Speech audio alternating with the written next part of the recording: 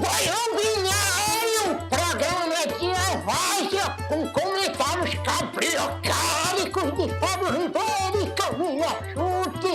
Um programa para quem merece o respeito tecnológico. Escuta aí, troço, pra ver se tu aprende alguma coisa. Bom dia, Fábio Ribeiro Levinho. Bom dia, Camila. Bom dia. Eu tinha falado. É que, Fábio, todo mundo variou de peso nessa quarentena. Teve gente que engordou, teve gente que emagreceu muito. Eu tô no time que engordou. Mas todo mundo variou de peso, porque é impossível você se controlar. Né? Bom, vamos lá. Sigamos, então, com a nossa cura baionística. E aqui, ainda bem que temos Eric Schmidt no mundo para nos alertar de que existem forças malignas. Assim, eu super gosto quando pessoas como executivos do Google, da Amazon, do Facebook tentam me alertar para algum perigo de domínio. Eu falo, uau, que legal, né? São legais, né? Nossa, justamente ele e tal. Eric Schmidt, China could be AI superpower if we don't act now. Ou seja, a gente tem que agir logo, senão a China vai tomar o espaço que é meu. Eu queria ser essa superpotência. Assim, a notícia, ela beira a hipocrisia, mas vamos lá. Vou pegar a parte traduzida, artigo do dia 27/8 da Fast Company. A China pode ser a superpotência da inteligência artificial se não agirmos agora. E eu fico pensando, é engraçado esse tipo de perspectiva, né? Porque esse receio é super justificável. O Kai-Fu Lee deu uma entrevista ano passado. Kai-Fu Lee, na verdade, fala disso o tempo todo. Ele fala, olha, é meio que uma conta matemática, né? Inteligência artificial, aprendizado estatístico, aprende com o que as pessoas fazem. Quem tem mais pessoa no mundo? China, 1,2 bi. A tendência é que as melhores soluções e as mais assertivas de inteligência artificial sejam daqueles que detêm a maior base de informações possível. Soma-se a isso o fato de que, na forma de constituição da sociedade chinesa, boa parte dos serviços já são digitais, o governo estimula isso. Você tem ali uma base potencial de desenvolvimento muito, muito grande mesmo. E é isso que o ex-CEO do Google, Eric Schmidt, diz, que ele está meio que preocupado com esse tipo de coisa. E eles dizem que a China, em tese, por ser um modelo mais fechado, tem uma visão autoritária. A gente discutiu no Baião passado o caso da Apple com a Epic Games, a situação do Fortnite. Falar que a China é autoritária e a gente não olhar para os modelos de negócios americanos, eu julgo que é um pouco complexo demais atribuir isso sem olhar para si, cara. O que você tem a dizer? Assim? Eu gosto das discussões porque elas opõem um pouco de... até um pouco de hipocrisia. Não sei o que você acha. Eu acho engraçado porque, né, soa como se os Estados Unidos não fossem autoritários, né? Quando eu vejo eu vi alguns vídeos da filha do Trump agora na conferência dos republicanos. Tipo, quando você vê a fala do cara, você fala assim, estão destruindo o nosso American Way of Life. Tipo, amigo, você realmente acha que só a China é autoritária? Real, assim. Tipo, vamos entender aqui juntos. Então, me soa um pouco... Eu não discordo, eu acho que a China vai ser uma potência, mas me soa um pouco passional e não factual o fato deles afirmarem que existe um autoritarismo na alta tecnologia chinesa. Assim. Os termos de uso da Apple são a coisa mais autoritária que eu conheço. A gente até falou sobre isso no Baião Binário. Sim, basta paga 8 pau nesse negócio e vai catar coquinho na esquina. Basta isso é autoritarismo, tipo... Basta ver Cambridge Analytica, os termos de acordo, enfim. E olha essa frase, cara. O mundo onde a China controla a inteligência artificial e o comércio pode não ser um lugar muito bonito de se viver, diz Schmidt. Como você gostaria de a maioria de todas as coisas que você usa durante o nosso pandemia aqui foi controlada pelos chineses em vez dos Estados Unidos? Hã? Não, eu fico perguntando. Imagina um chinês lendo isso. Um chinês está lendo isso aqui agora. Fala, meu... essa visão que vocês têm da gente, então, de que a gente é autoritário, porque em tese, assim, não houve nenhum sinal até agora de que a China vai fazer algum tipo de coisa, exceto, assim, ela tem as redes internas dela, de busca, os mecanismos de busca dela, até aí ok. Ela tem lá o WhatsApp dela, até aí ok. Qual o problema de eu ter o meu Porque WeChat? ele acha, e desculpa, Fá, na minha cabeça tem um pouco a ver com o modelo de negócio. Tipo, a China acha que não é justo eu dar todo o poder para uma empresa só. Assim, Pô, então, eles estejam certos e a gente que tá errado aqui, comendo. mas assim, tá errado a China ter as próprias soluções tecnológicas, o Alibaba, o Não acho. WeChat, Não Baidu. acho. Então, Não acho legal ser autoritário. É muito contra a minha. essa narrativa é esquisita, mas é uma narrativa perigosa, porque de alguma forma, cara, isso vira uma teoria de conspiração, né? Você não acha que isso vira?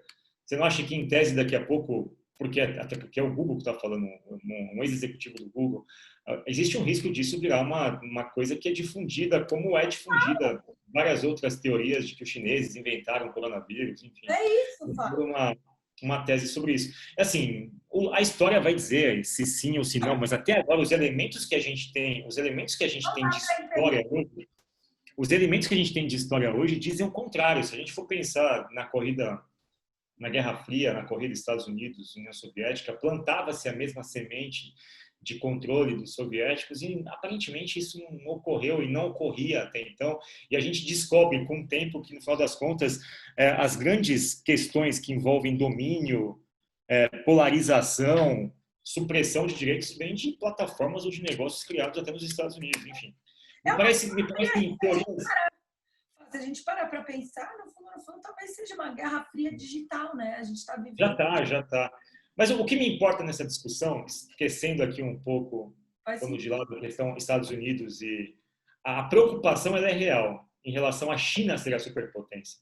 Porque, de fato, cara, salvo algo muito acidental, ela vai ser a próxima potência de inteligência artificial. Como a gente fala de um modelo de evolução tecnológica onde tudo avança para modelos híbridos artificiais e tal, é de se pressupor que boa parte das soluções nasçam daqueles que podem fazer mais uso da inteligência instalada, porque os produtos vão ser mais assertivos, a inteligência vai ser mais refinada, digamos assim. A preocupação é comercial, acima de tudo, não é uma preocupação de segurança, como ela está colocada aqui. A preocupação é um tipo de balança comercial. Em algum momento, o pêndulo da economia pode ficar um pouco mais inclinado ali para a parte chinesa, e isso preocupa mais do que uma situação voltada à segurança. Então, vende a insegurança como pano de fundo, mas o que se teme perder é o benefício comercial, não é? Também acho. Boa. Então, vamos seguir. Então, o Marcos ontem estava falando, a gente estava falando de ação, quando você junta as 5 maiores empresas de tecnologia dos Estados Unidos, você tem o mesmo valor da Bolsa do Japão, Fá. As 5 maiores empresas, tipo, cara, como é que pode isso estar aí?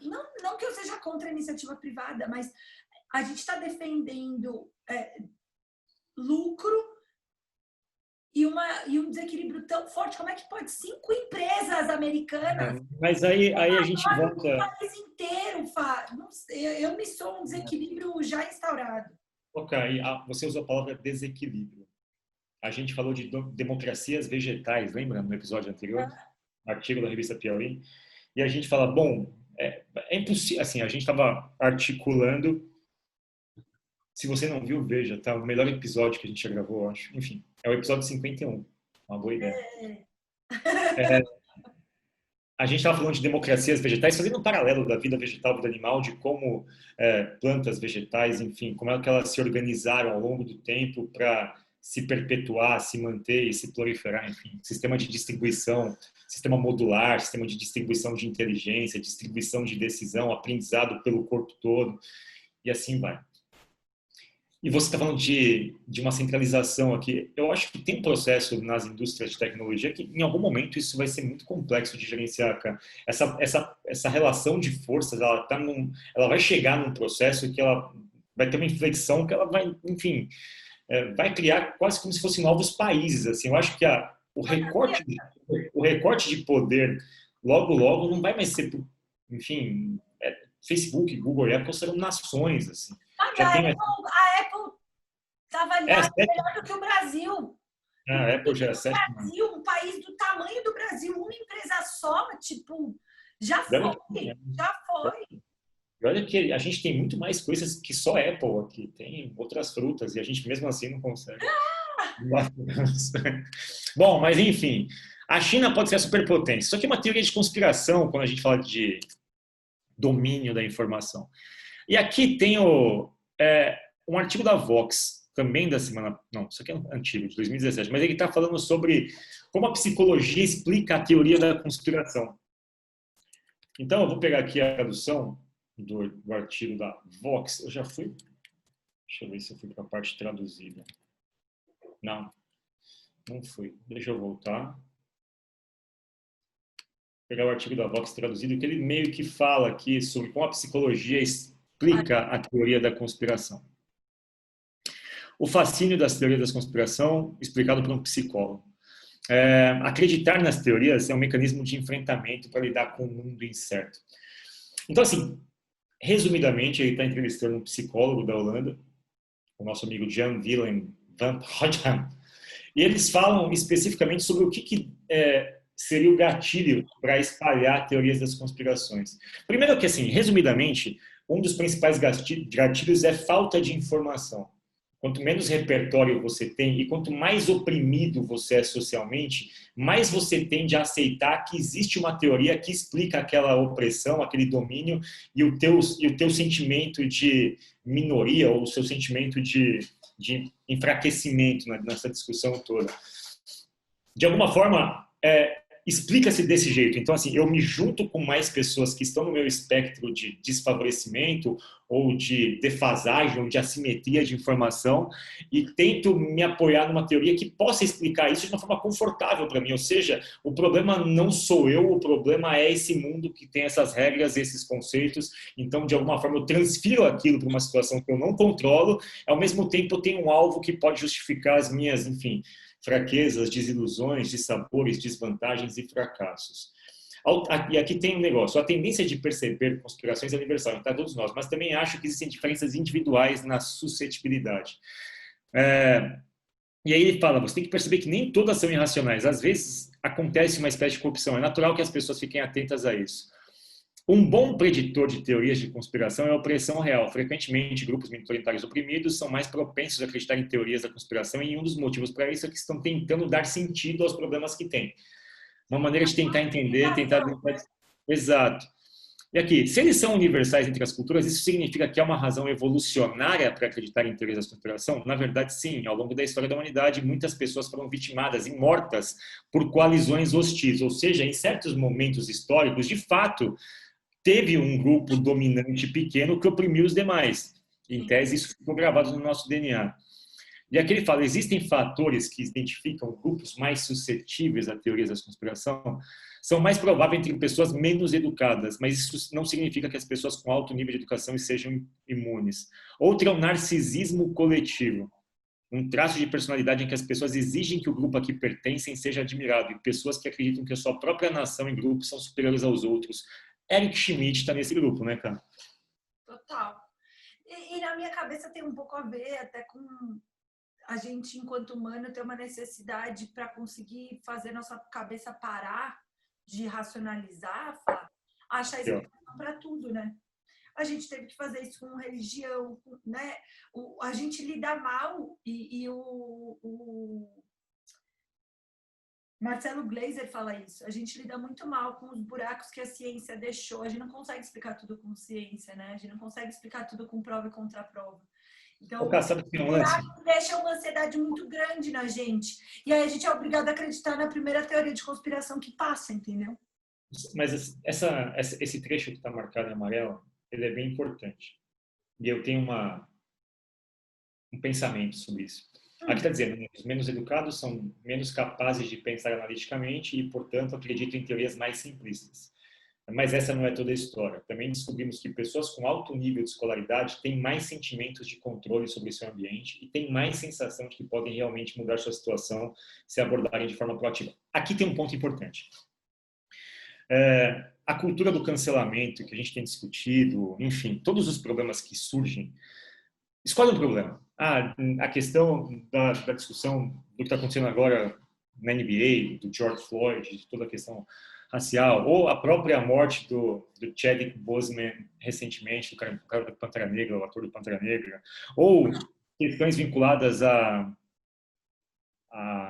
ensino, educação e tal. Sempre que alguém que conhece do assunto vai se posicionar, parece que de forma muito voluntária ele trata de criar um fosso entre o que ele sabe e o que os outros não sabem. Tipo, ó, eu sei desse assunto, você não sabe merda nenhuma, então cala tua boca, esse é o meu lugar de fala, esse é o teu lugar de ficar quieto, tá aqui, eu sou um especialista, você não sabe nada, essa opinião é minha, a sua não me importa. O que acontece? À medida que os menos capazes, nesse caso, a gente pode ser menos capaz, a gente não é mais... Tem situações que a gente é o menos capaz. Todas as situações sociais, praticamente, nós somos menos capazes. A gente é mais capaz em uma ou outra e menos capaz em centenas. Né? Basicamente é isso. Não dá para você ser educado em um monte de coisa simultaneamente. Então, a gente, às vezes, está no papel e a gente está no outro. Muitas vezes, a gente está no papel de menos conhecimento sobre o assunto. E aí, quando o lado que tem conhecimento, ao invés de te educar, te coloca um muro enorme, te empurra para o outro lado, dizendo, olha, isso aqui você não sabe o que está falando, você cria, de fato, teorias do tipo, cara, tem alguma coisa nisso, enfim. Você começa a acreditar porque é um mecanismo de defesa e de reação, até de aversão, assim, do tipo, vamos se juntar aqui, então, porque, pô, esse negócio não faz sentido e tal. Eu acho que boa parte da teoria da conspiração, ela nasce da oposição de alguma forma até violenta que existe entre quem sabe e quem não sabe uma coisa, quem tem e quem não tem conhecimento. Porque cria esse abismo do outro lado e fala, meu, assim, essa oposição, aquela coalizão hostil. Quem detém conhecimento hoje cria uma coalizão hostil e os oprimidos começam a criar suas teorias, né? Certo. E É, eu é, acho uma, que é um legal, pensamento. a conspiração ela é legal, Fá. Tipo, Ela é gregária, né? é o lance, é o da parcimônia que a gente fala do poder da parcimônia. Eu esqueci o nome do cara. Nossa, É o Reginaldo. Navalha de Ockham, William Rafael Ockham. de Ockham. Cara, na boa, é muito mais legal você achar que alguém roubou sua carteira e que você não tem culpa de nada e que o mundo conspira contra você, ó Deus, ó céus, do que, tipo, você é um cabeça mole que esqueceu onde está a carteira. No caso, a gente não pratica o princípio da parcimônia, né? A gente é mais legal que acreditar na teoria da conspiração, sabe? Em geral, ela é mais... ela te dá mais prazer, ela soa mais, né? Eu não sei, eu tenho uma sensação que é quase um divertimento, é um passatempo para alguns. Ô, cara, olha que interessante esse ponto final. Como tem gente esquisita no mundo, né? Olha que louco. O repórter pergunta: há alguma razão para pensar que a crença em teorias da conspiração se tornará mais comum por causa do acirramento político, por causa da tecnologia? Nunca antes foi tão fácil disseminar informação falsa? Real, né? Pergunta muito boa. Aí o psicólogo responde: olha, não tenho certeza. E é aqui que eu acho que tem gente estranha.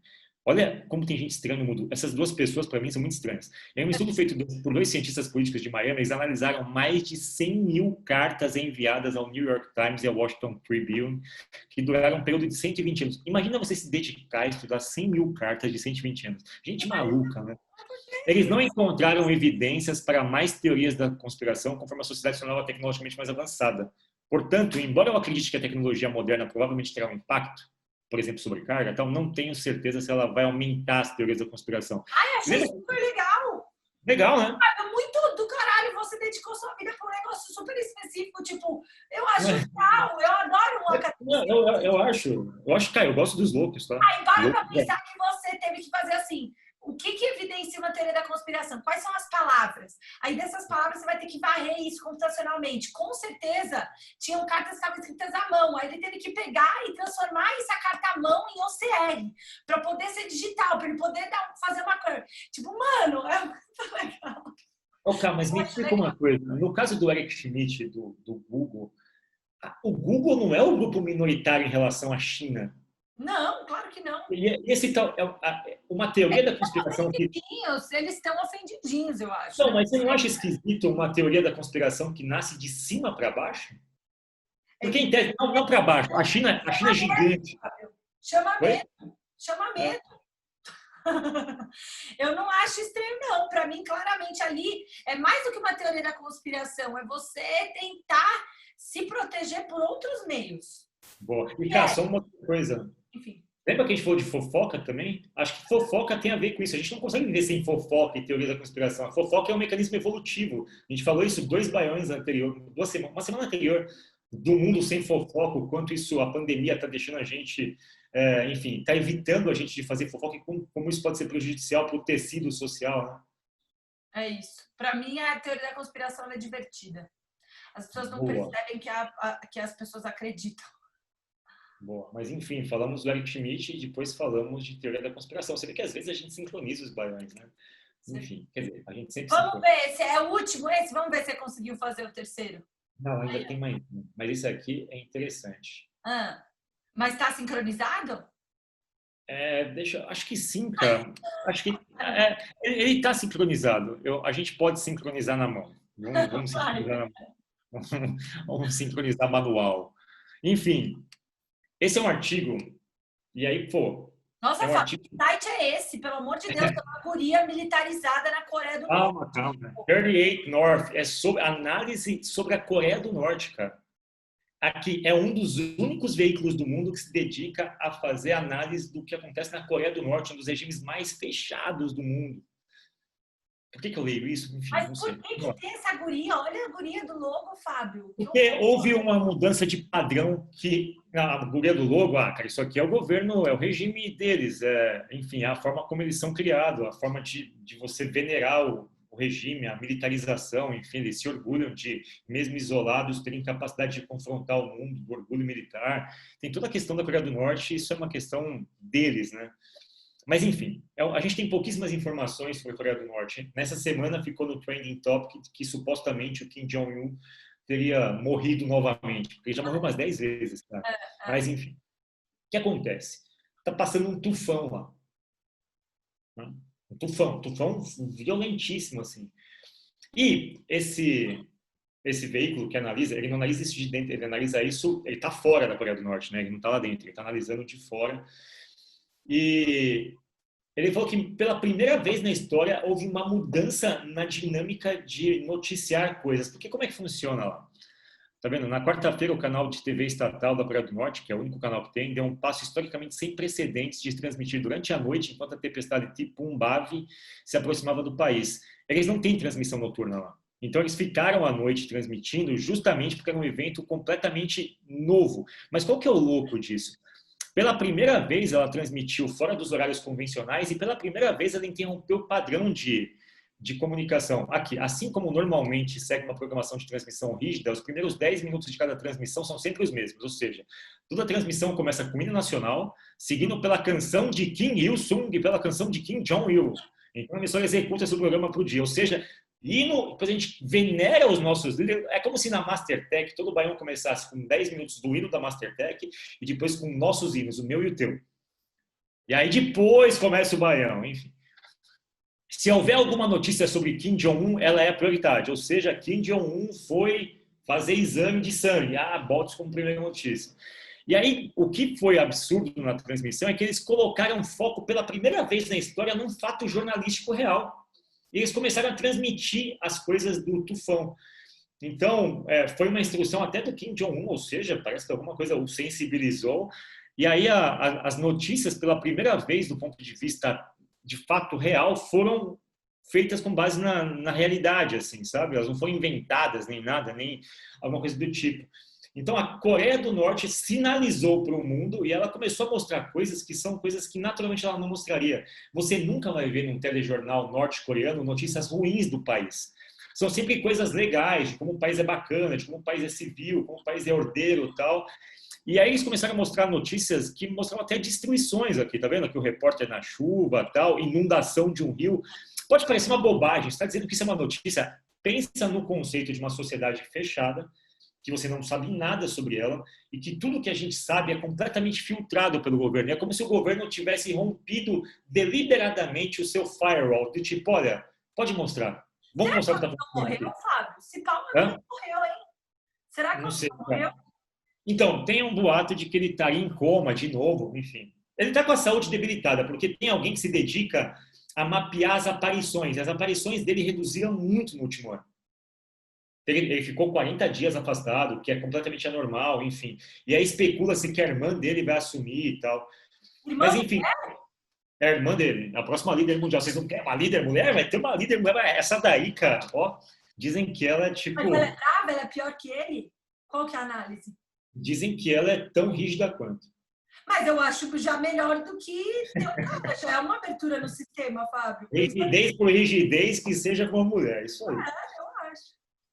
E aí tem o Rio, tem a questão do Rio, mostrar. E é legal porque eu tenho fascínio de saber como é que é, sabe? Eu fico olhando essa foto, eu fico vendo os comércios que tem, eu não vejo nenhuma bandeira de comércio, mas ao mesmo tempo eu vejo as ruas todas limpas. E eu tenho fascínio de ver, tipo, é a única coisa que a gente tem de informação, cara. Então eu me debruço sobre tudo, sabe? Quando esse repórter mostra, eu vejo a arquitetura para ver como é que são as construções, eu fico viajando nisso, cara, sabia?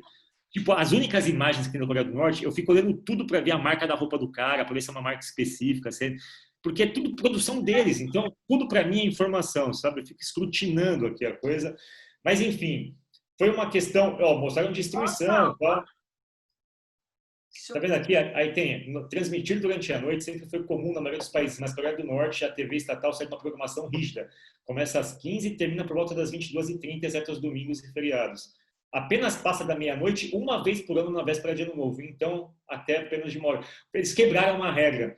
No fim, isso pode dizer muita coisa em relação a coisas que estão acontecendo nos bastidores da coisa. Eu acho que já é a irmã assumindo e colocando os novos padrões.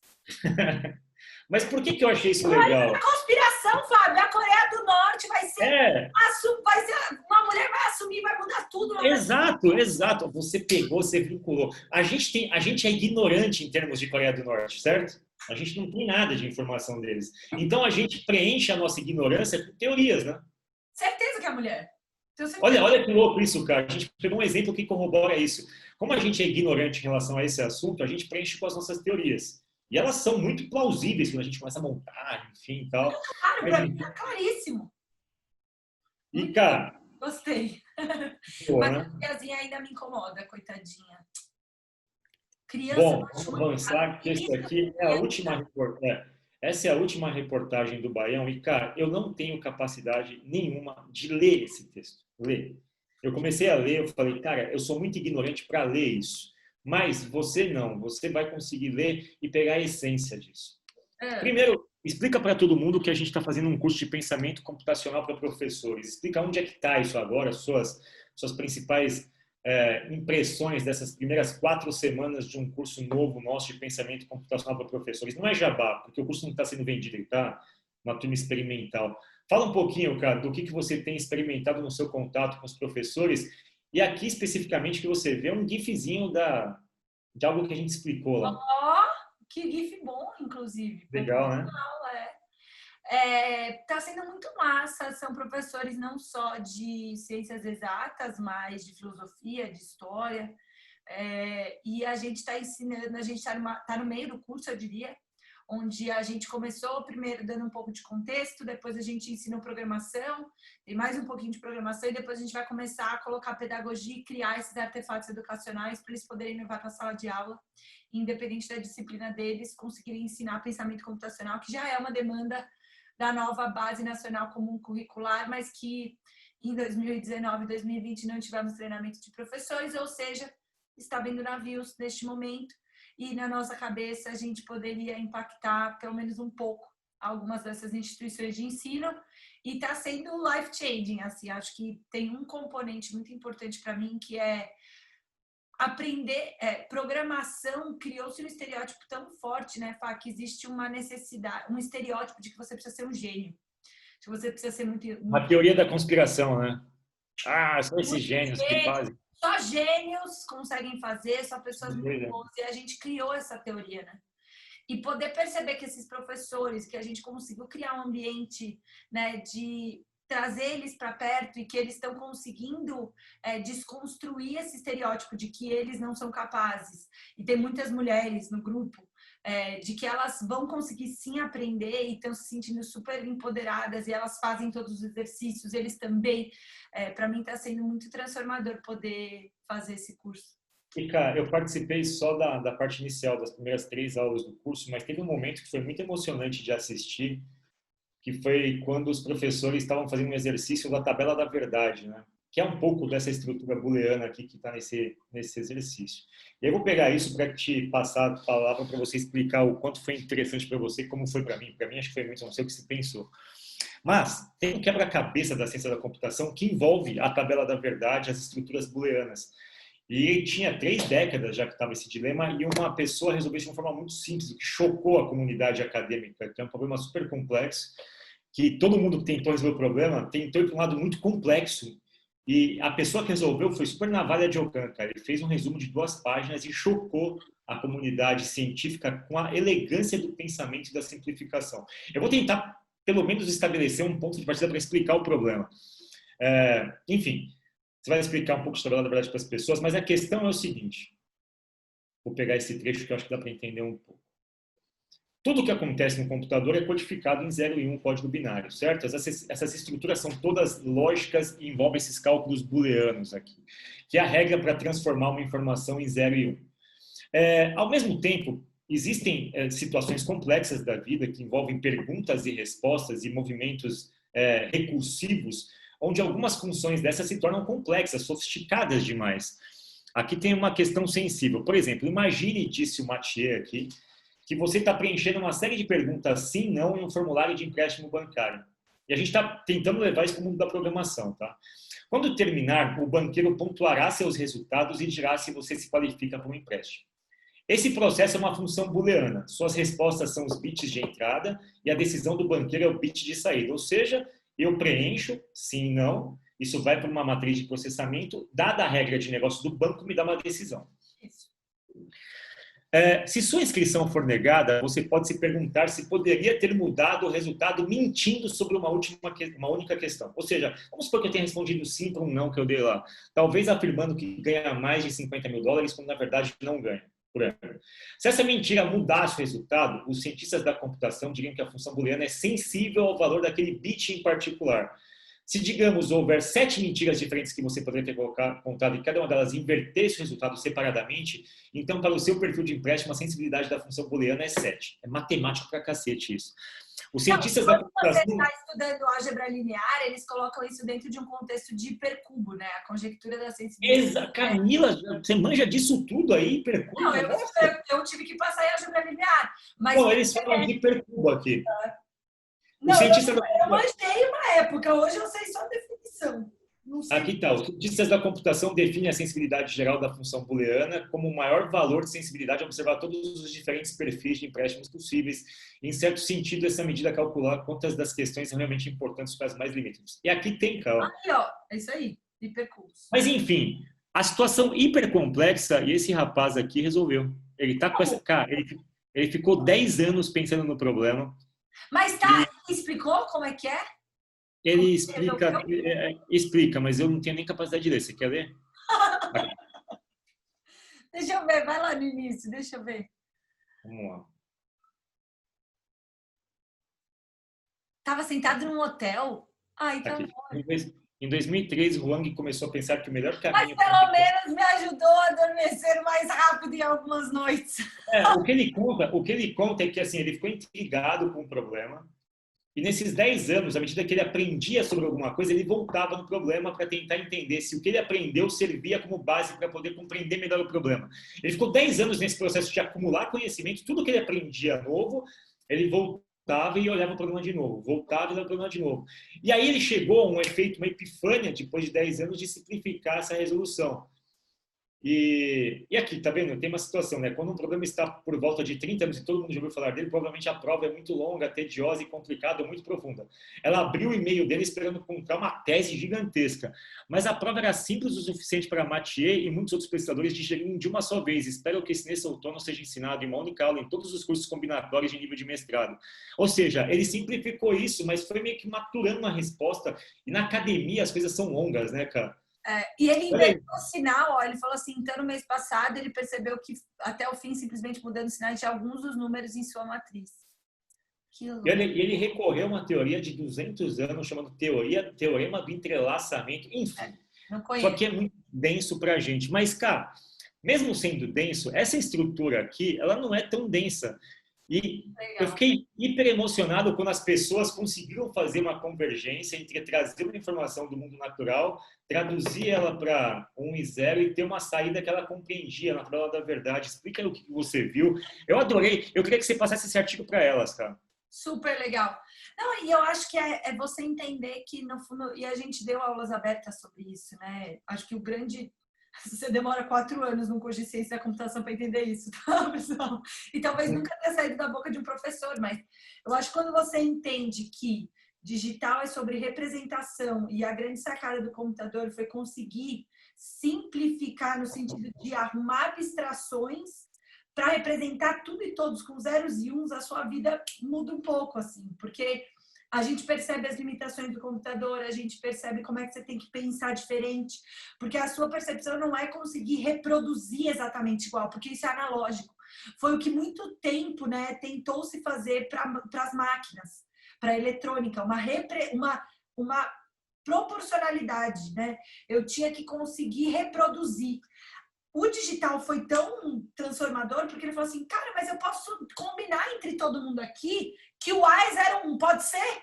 Pode ser, pode ser, é nós, próximo. Então, esse lance de representação é muito, para mim, é muito legal, assim, a gente perceber que se a gente conseguir criar representações para as coisas, a gente pode simplificar muito essa parada. E a tabela com isso, né? Como é que você representa a tomada de decisão? Quando a gente fala que é uma matriz de zeros e uns, né? No fundo, você já faz isso no seu cérebro sem ter que concretizar, né? Mas quando você fala assim, se chover e tiver frio, eu não vou para a festa. Isso é uma tomada de decisão, isso é uma matriz de sensibilidade. E aí o lance é, se não chover, vai mudar a sua decisão? Não, então não é sensível essa informação, foda-se se chover ou não. Você já não quer ir, porque tá frio. Então, o bit sensível para sua tomada de decisão é tá frio. Então, pode cortar fora esse lance da chuva. Tome a sua decisão olhando só esse parâmetro. Isso é vida, isso chama inteligência socioemocional, isso chama coach, isso chama... Tipo, quando você entende que você toma a decisão assim, é muito louco. Eu sou meio apaixonada por isso, mas... É que legal, cara. E eu acho que é interessante que quando a gente começa a ensinar pensamento computacional, a gente investe um tempo nessa discussão. E não dá para ter teoria da conspiração, Fábio. Pense comigo aqui, que assim que a gente conversa. Porque tá posto. Você sabe quais são os bits sensíveis. Se isso não acontece, não tem porque você ser maluco e ficar falando que a China vai te matar, entendeu? Enfim. É legal isso, porque quando a gente, sei lá, a gente vai dar um curso curto, não dá para você também explorar todas as dinâmicas que são exploradas aqui nesse texto. Mas é importante, e aqui de fato ele coloca que esses são os blocos fundamentais sobre os quais todos os outros são construídos, né, cara?